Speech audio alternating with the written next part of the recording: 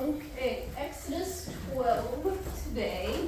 But last week we worked through plagues 8 and 9. Remember the locust that kind of stripped everything that was left, and the darkness so thick it could be felt. And while Moses was standing in Pharaoh's presence, remember God gives him the 10th and final plague warning to give to Pharaoh right then and there.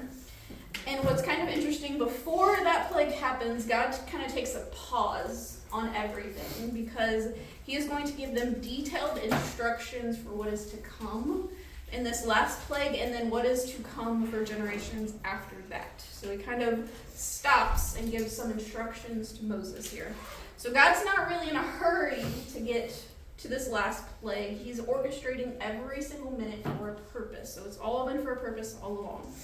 All right, so let's review our plagues. The first plague was water, blood. Second plague was frogs. Third plague, gnats. Fourth plague, flies. Fifth plague, death of livestock. Sixth plague, boils. Seventh plague, hail. Eighth plague, locusts. And ninth plague, darkness. Yep, darkness for 3 days. All right. So we're going to start in Exodus 12, verse 1. The Lord said to Moses and Aaron in the land of Egypt, "This month shall be for you the beginning of months. It shall be the first month of the year for you.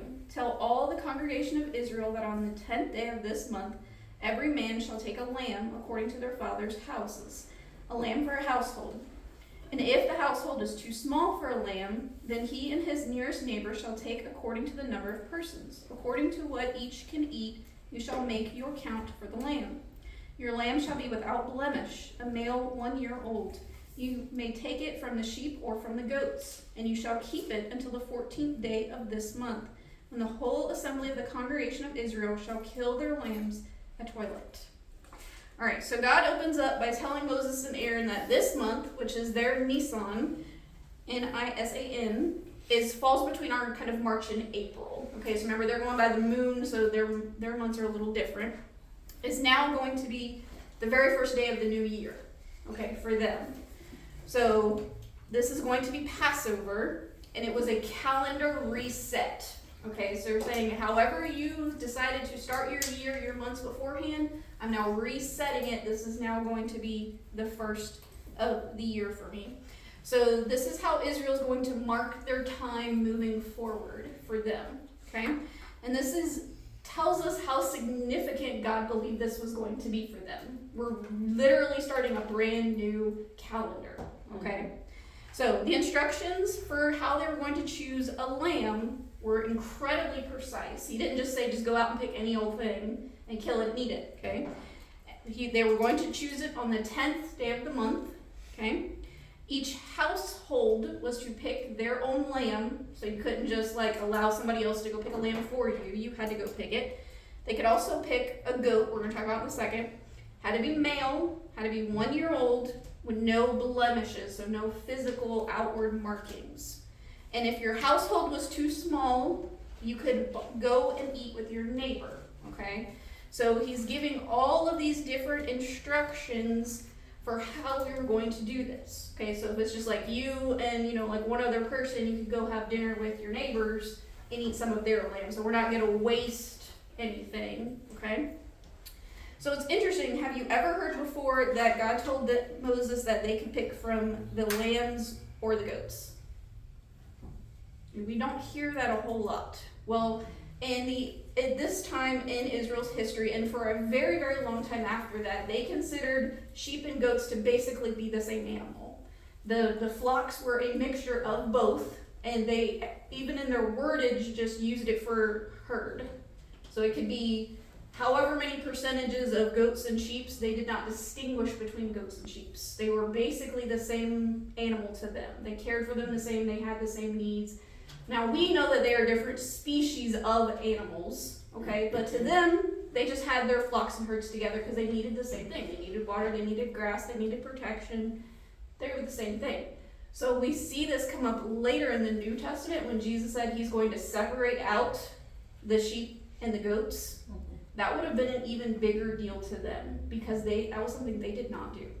Okay, they raised them together and all the same. It was considered all the same grouping of animal. So when Jesus said, I'm going to divide them, okay, that's a big, huge deal. So here it's not that they're saying lamb bad, or goat good, goat bad, lamb good. They're saying go to your herd, pick one out. It's okay, you can take a lamb or a goat, okay? And it will be later in Israel's history that they will say, we're not going to pull from the goats anymore. We're only going to pull from the lambs. Okay, so that comes later in their history, and that's kind of something that evolves within them. But God told them, you can pick either one. Whatever's available to you, pick one out. Okay? And then they were to keep this lamb or goat inside with their family for 4 days. Ew. Yeah, ooh, first of all. Yeah, that thing's pooping and peeing everywhere. Exactly. But eventually, you kind of get used to the thing. You kind of get a little attached to this little 1-year-old lamb running around. No. Right? Mm-hmm. He's under your feet. He's all cute. I mean, He's just cute, a yeah. baby. 4 days of pee and poo in my house? Pee and No, poo. sis. Yeah, No. you gotta feed it. You gotta No, take that's- care of it. You gotta clean it. Stench. So it's become like a pet. It's kind of becoming a little cute pet. Correct. And the third time I had to clean up Diesel's pee, I was like, listen. So yeah, he kind of becomes a little pet. And then on day 4, you gotta kill it. You have to sacrifice it. That's fine. That's gonna be hard. Some people, maybe not. They're like, good, I won't have to clean up after this animal anymore. Some people are gonna be like, oh, I can't just go get one from the back. I got this one. I gotta do this one.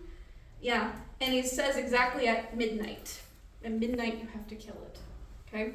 So the picture is here, while the pharaohs of the past have been killing the sons of Israel, God is going to take their firstborn sons as retribution for all of those lives lost. Okay? But there's a big difference. When Pharaoh said, go kill the Hebrew boys, there was supposed to be no exceptions. Now we know that there was exceptions because of the women being disobedient to Pharaoh. God builds one in. Okay? He's saying, I will take your sons unless you follow my instructions. So he's building in something here to his instructions. So we see the difference between Pharaoh and God here. This is not just murder for murder's sake. Okay? He wants obedience. Okay? And we kind of see this 10th plague tie back to the first. Water to blood. Why did God choose to make the Nile turn to blood? Where did we throw the Hebrew babies? In the Nile. Into the Nile. So the blood would have run in the Nile. So he does that. The 10th plague, we're going to kill the Egyptian men who were allowed to live. Okay? Remember, we've gone through a couple pharaohs. So those babies that were born at the same time as the Israelite boys who lost their life, those Egyptian men have now been allowed to live and grow and have families and have grandkids. Now their life is going to be on the line. Okay? So you see this beautiful picture of God here that he is remembering, and he's going to act on that. Okay? Alright, so verse 7. This is still God talking. Then they shall take some of the blood and put it on the 2 doorposts and the lintel of the house in which they eat. They shall eat the flesh that night, roasted on the fire. With unleavened bread and bitter herbs they shall eat it. Do not eat any of it raw or boiled in water, but roast it, its head and its legs and its inner parts. And you shall let none of it remain until morning. Anything that remains until the morning you shall burn. In this manner you shall eat it, with your belt fastened, your sandals on your feet, and your staff in your hand. And you shall eat it in haste. It is the Lord's Passover. For I will pass through the land of Egypt that night, and I will strike all the firstborn in the land of Egypt, both man and beast. And on all the gods of Egypt I will execute judgments. I am the Lord. The blood shall be a sign for you on the houses where you are. And when I see the blood, I will pass over you, and no plague will befall you to destroy you when I strike the land of Egypt. All right. So, yep, go ahead. So, and maybe I just missed it. That's okay. Was he allowing the Egyptians to take a baby lamb or goat also? They have And a if choice. they do it, Yes. then they put the blood in the, okay, Yes. okay. Every household could choose for themselves. Okay. So I'm sure you've seen this before, but we have the doorpost Right. and we have the lintel is this top part here of the house. Okay, so this is a door. What he's saying is, I want you to apply the blood here, and here, and here. Right. So what's gonna happen if I put a bunch of liquid up here? It's gonna drip. It's gonna drip. It's gonna drip down. So when God passes over, this is what he's going to see. He's gonna see blood and blood marking the door, dripping down on the door. Okay? And So that's the blood of the animal that they killed. the lamb or the And they goat, cooked and then ate. yeah, they're gonna sacrifice it, get the blood out, and then we're going to take some more steps here. How does the blood go sideways? I was just showing you the picture of Oh, Of the cross, yeah. you kind of see the picture of the cross there. All right, so the blood is applied to the doorpost and the lintel. To every house that was applied, God said, I'm going to pass over. I'm going to skip over when I see the blood. Okay? Every house where it was left vacant, that's where he would go in and take the firstborn there. Okay? So this lamb or this goat was roasted whole. Okay? So they basically, not to be graphic here, but they would cut along the throat to collect the blood, and everything else was left intact. And then you put it on a spit and you roast it all whole together. And he tells them to eat it with unleavened bread and bitter herbs. So bitter herbs are not a garnish, okay? They were actually to eat on it, and it would cause you to like sour, to tear up, and things like that. And it was to remind them what slavery tastes like. Slavery tastes sour, makes you weep, okay? So he wanted them to experience this. And he told them, don't leave any leftovers, okay? You cannot box up the leftovers and have it for tomorrow, okay? He wants you to burn everything that's left over into the fire, okay? And this is how you're to eat. Ready to leave. Put your sandals on, got your staff in hand, you got your belt tucked in, your cloak all tucked in, because God was telling them, I want you to eat like people who are getting ready to go somewhere, because you are, okay? Now remember, what did Pharaoh say? No, Pharaoh still has no intact. You're not going anywhere. And God said, yeah, you are. Get yourself ready. Get your shoes on, lace up your tennies, let's go. Okay, you're getting ready to leave. So when God sees the blood, he's going to pass over. And the protection was not how good the people were inside. God didn't say, if everyone inside did what they were supposed to do and they're all good people, then I'll pass over them. That's not what he says. He said, if I see the blood, I'll pass over. Doesn't matter the people inside. If they're good, bad, and different. It was about the blood on the door. So we see that is the clearest picture in the Old Testament of what salvation looks like. Okay? Not earned, not deserved, but received by faith and applied by obedience. Okay? It was effective only because of the blood. It had nothing to do with the people inside the house. Okay? Verse 14. This is God still talking to Moses and Aaron. This day shall be for you a memorial day, and you shall keep it as a feast to the Lord throughout your generations, as a statute forever. You shall keep it as a feast. 7 days you shall eat unleavened bread. On the first day you shall remove leaven out of your houses. For if anyone eats what is leavened from the first day until the 7th day, that person shall be cut off from Israel. On the first day you shall hold a holy assembly, and on the 7th day a holy assembly. No work shall be done on those days, but what everyone needs to eat, that alone may be prepared by you. And you shall observe the feast of unleavened bread. For on this very day I brought your hosts out of the land of Egypt. Therefore you shall observe this day throughout your generations, as a statute forever. In the first month, from the 14th day of the month at evening, you shall eat unleavened bread until the 21st day of the month at evening. For 7 days no leaven is to be found in your house. If anyone eats what is leavened, that person will be cut off from the congregation of Israel, whether he is a sojourner or a native of the land. You shall eat nothing leavened. In all your dwelling places you shall eat unleavened bread. So you hear God repeating himself a lot here. Does he expect them to be obedient? Yes. Yeah, he's repeating it so that they know exactly what it is here. So he's going to extend this Passover celebration from 1 day to 7 days, from the 14th to the 21st, and tells Israel they're only going to eat unleavened bread. Okay?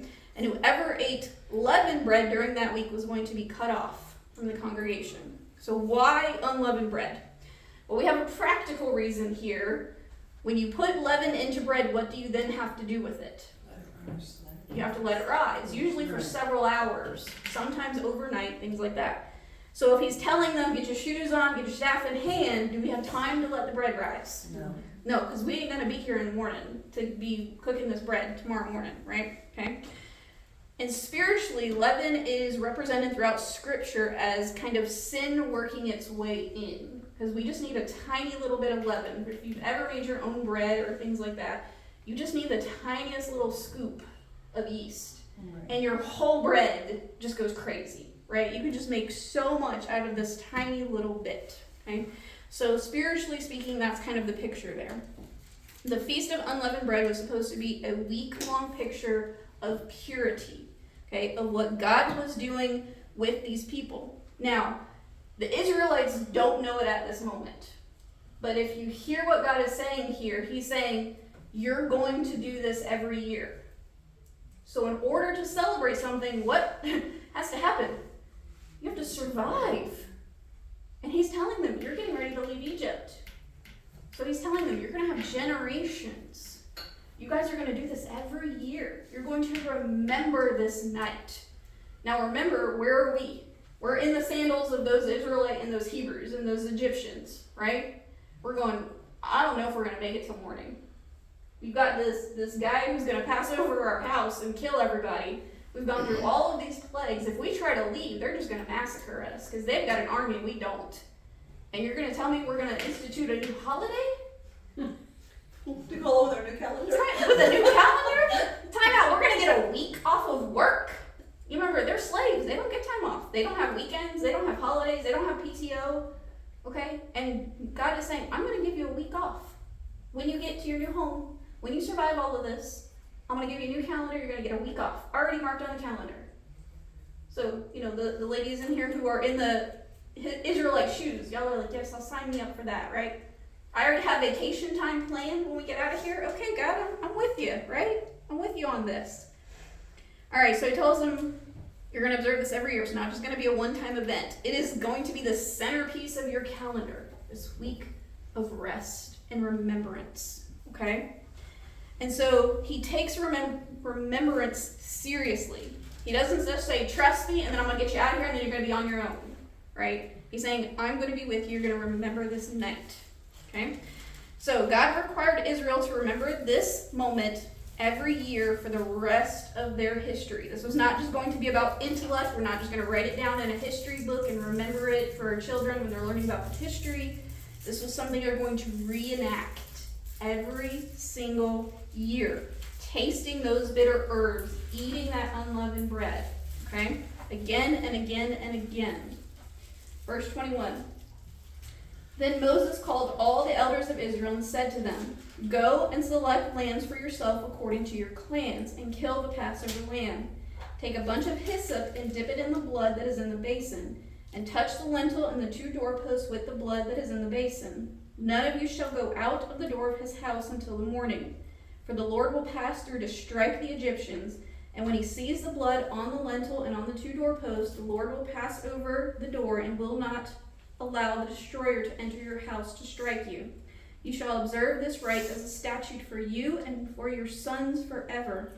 And when you come to the land that the Lord will give you, as he has promised, you shall keep this service. And when your children say to you, what do you mean by this service? You shall say, it is the sacrifice of the Lord's Passover. For he passed over the houses of the people of Israel in Egypt when he struck the Egyptians, but spared our houses. And the people bowed their heads and worshipped. Then the people of Israel went and did so, as the Lord had commanded Moses and Aaron, so they did. Okay? That's why it's called Passover. That's why it's called Passover. Because you pass over that door. Passover. Isn't that cool?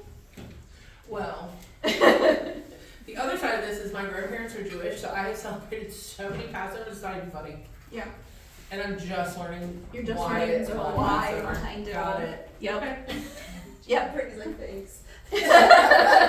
Well, another thing that resonated with me is when you said when they eat the bitters and whatnot. So like at Passover, you have a plate, and on the plate it has the this and the things you're supposed to eat, and they read the story and you eat it. And my grandfather always every year stopped me from eating the bitters, and now I just the relationship I had with my grandfather, it makes so much sense. Yeah. He never wanted me to experience anything of grief, hardship, anything in my life, ever. Like, he was my person. Yeah. So, like, when you said that, like, they wanted that you ate it and then you experienced this remember, because yeah. of The sorrow, you remember the it, sorrow. just made Just brought full it circle moment. First of all, yeah. Yeah.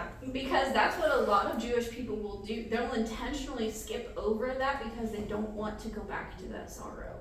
But God is telling them, I need you to remember what slavery tastes like.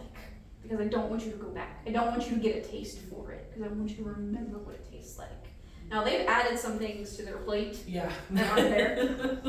We're just supposed to have the meat and the bread and the herbs, and that's it. They've added some extra things along the way for their traditions, but this was the heart of it.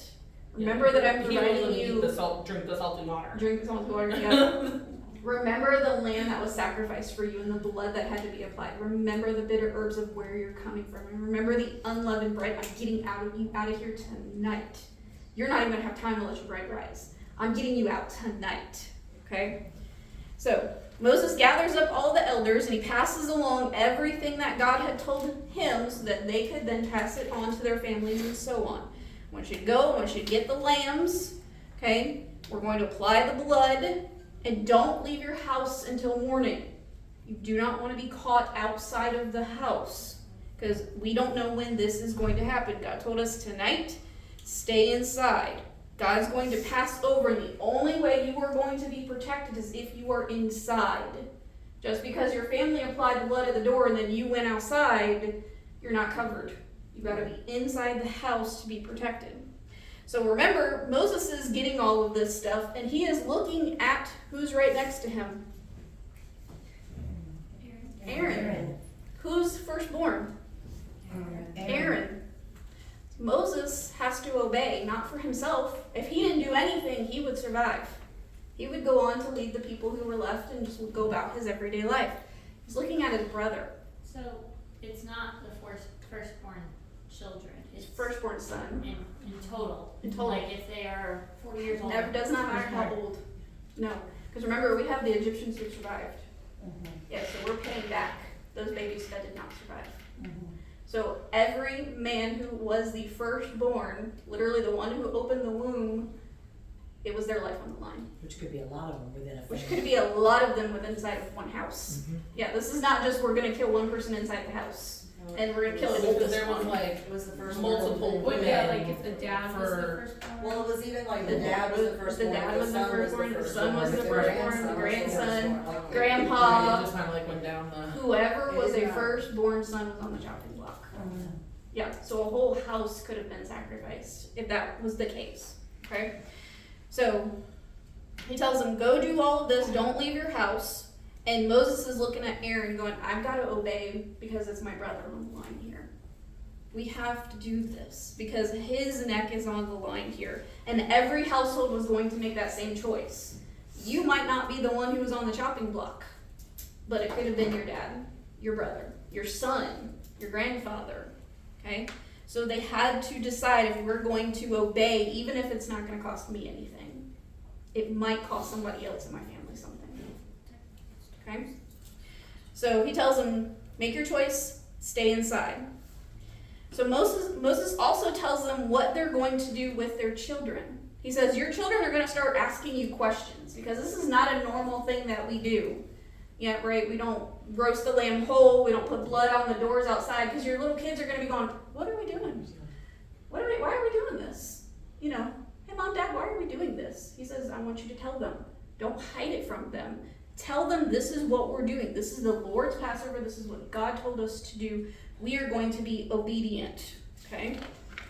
So he builds in a meal, and he builds in conversation, okay? He's designing all of this because he knows that children are going to be curious. The next generation is going to be curious about what's going to happen. Okay? He wants the parents to give them the answer. They're supposed to pass it down through the family table. Tell your children. Tell the story. Eat the food. Remember what happened. Okay? And I love this, the people's response. They did everything that they were told to do. They just obeyed. And they also bowed their heads and they worshiped. Worship and obedience right there together of what the Lord is getting ready to do. Now, this is probably the last time that Israel's going to obey. If you haven't read the rest of Exodus, they're going to spend a lot of time being very disobedient. Yes. But here they start out on the right foot. They're completely obedient to what is going to happen. And remember, they've been watching all of these plagues happen. They know God is serious about what he says. They've seen him time and time again be right. Okay? So they're going to take this one seriously. All right, verse 29. At midnight the Lord struck down all the firstborn in the land of Egypt, from the firstborn of Pharaoh who sat on his throne to the firstborn of the captive who was in the dungeon, and all the firstborn of the livestock. And Pharaoh rose up in the night, he and all his servants and all the Egyptians, and there was a great cry in Egypt. There was not a house where someone was not dead. Then he summoned Moses and Aaron by night and said, Up, go out from among my people, both you and the people of Israel, and go. Serve the Lord as you have said. Take your flocks and your herds as you have said, and be gone, and bless me also. And the Egyptians were urgent with the people to send them out of the land in haste, for they said, We shall all be dead. For the people took their dough before it was leavened, and their kneading bowls being bound up in their cloaks on their shoulders. The people of Israel had also done as Moses told them, for they had asked the Egyptians for silver and gold jewelry and for clothing. And the Lord had given the people favor in the sight of the Egyptians, so they let them have what they asked. Thus they plundered the Egyptians. Okay? So midnight comes, God passes over the land, and he strikes every firstborn where there's no blood on the door. Okay? From Pharaoh's own son. Pharaoh's son dies. To the prisoner sitting in the dungeon, to the firstborn of the livestock. There's not a house in Egypt where death is not touched. And that is probably an extreme way of saying that. There probably were a few. But what they're trying to emphasize is that death is touching everyone. Okay? And it says that a cry goes up unlike anything they've ever heard before. Could you imagine the cry that goes out right as midnight strikes? And you find people in your house dead. Just dead. And then your neighbors and the people down the street. And you just hear this wail come up from every single one of these houses in the cities. Think about the mother maybe nursing her child, Mm-hmm. and then all of a sudden, Just gone. no longer. Just gone. I mean, It's awful.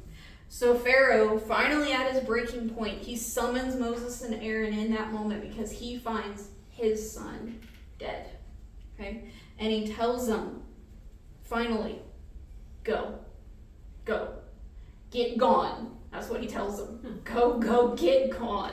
I don't even want to see your face anymore. Take your people, take your flocks, take everything. Just go. And he tells them, bless me also. You could hear that Pharaoh is finally broken here.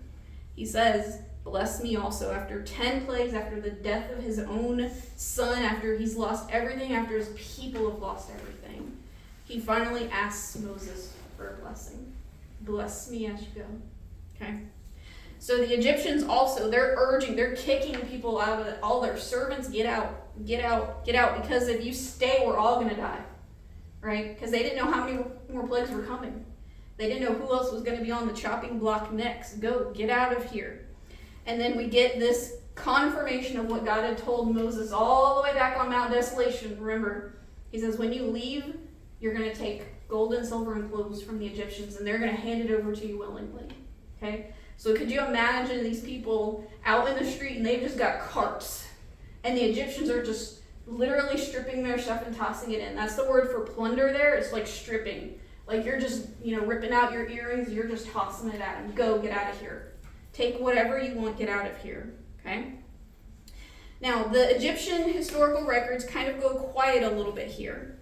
But we do know from their own records that Amenhotep II, that's our pharaoh, his firstborn son is Prince Amenhotep. Not very creative, but okay.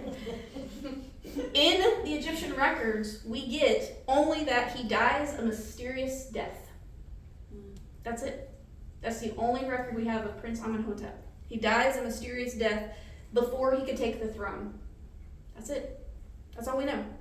And his younger brother, Thutmose IV, is the one who will eventually take the throne from his father. Now, we also have a record. We have a lot more record of Thutmose IV. He was an interesting person.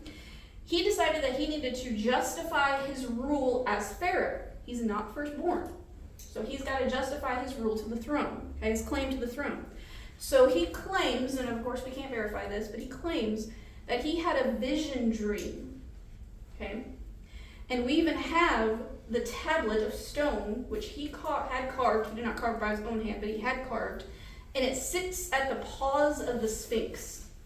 Still there today, you can visit it, okay? And it records his dream and the deal that he made with the Sphinx. So in his dream, he was sleeping on a pile of sand, and the Sphinx talks to him. The Sphinx at that point can only have his head. He talks to him and he says, if you clear away all the sand from my body, I will make you pharaoh. Deal? And he wakes up and says, deal. So he has everyone clear out the sand away from the Sphinx. That's why we can see it today. And he erects this tablet with this dream vision and the deal that he made with the Sphinx. So he's going out of his way to verify I had rule. Even the Sphinx says so. Okay? Who really had control of whether he was going to sit on the throne or not? Yeah, our God. Not no Sphinx. Okay? He took the life of his older brother because of this plague. And so we have all of this verification of history here that kind of adds to our knowledge of what happens according to the Bible. All right, so let's read the rest of it here.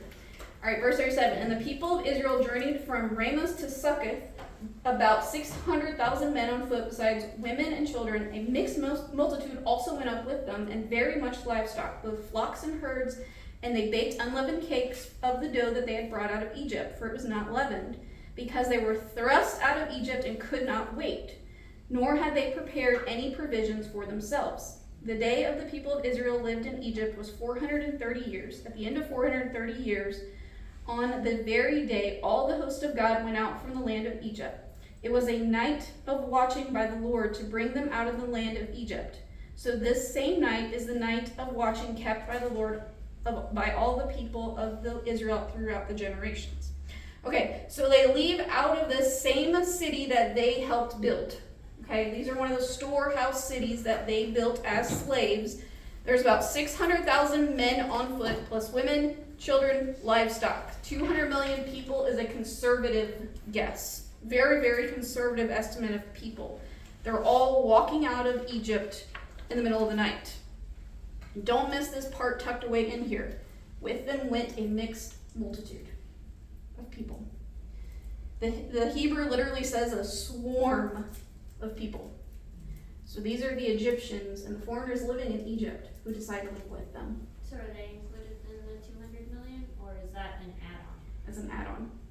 Because in Hebrew we don't count the foreigners. They're allowed to be there, we just don't count them in a census. Okay? So we have an untold number of people who are Egyptians and foreigners, because it wasn't just Egypt and Israel, there were other foreigners living in the land who had seen what God had done after all these months and chose to go. This was their one opportunity. Are you coming? All right, because you just see they got the road trip. Are you coming?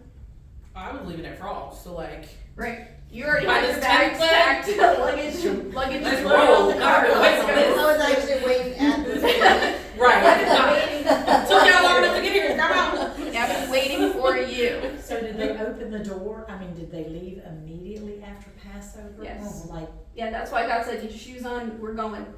The minute that happens, Pharaoh's like, get out. We're not even going to let Pharaoh have an opportunity to change his mind. We're leaving. okay. Yeah, we got carts, we got all of our animals, we're gone. And do you Anything think scary. these foreigners, do you think they did the lentil, do you think they, because not that they couldn't have seen everything that happened already and still Right. wanted to leave with them, but did they do the blood? Yeah, and you the- wonder. There's probably a mixture of some who did and some who didn't. And could you imagine the ones who didn't if they woke up and they saw their family? And it's like, I'm gone. I'm getting out of here. I'm going with them. You know, look at what it cost me to stay Well, here. there's nothing left in Egypt. There's nothing left here. We've completely desolated so much of Egypt, okay? But that was the choice that God gave them all. Are you going to leave? You could even stay behind. He wasn't forcing anyone out. He was just saying, listen, I'm going to open up the gates. Whoever wants to come with me, come on. Come on. It's an open invitation. Anybody can come. Come on. Okay? So they welcomed these people to follow after them. Verse 43. The Lord said to Moses and Aaron, this is the statute of the Passover.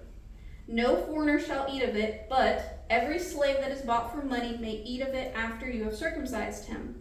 No foreigner or hired worker may eat of it. It shall be eaten in one house. You shall not take any of the flesh outside the house. You shall not break any of its bones.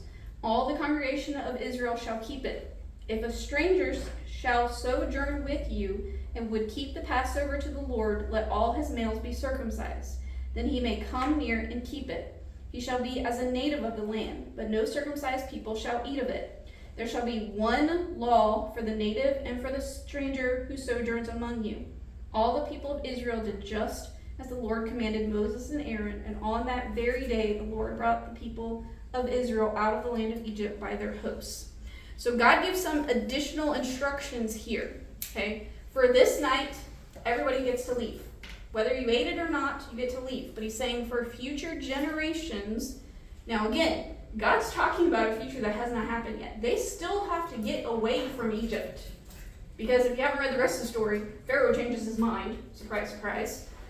They still have to survive what is coming. And he's saying, for future generations, this is what I expect from them. Circumcision was a covenant sign. So in order to participate in Passover, you had to join Israel by that covenant sign. Okay? So a foreigner who was circumcised could participate fully as a Israelite, regardless of where they were born. Okay? Not this night.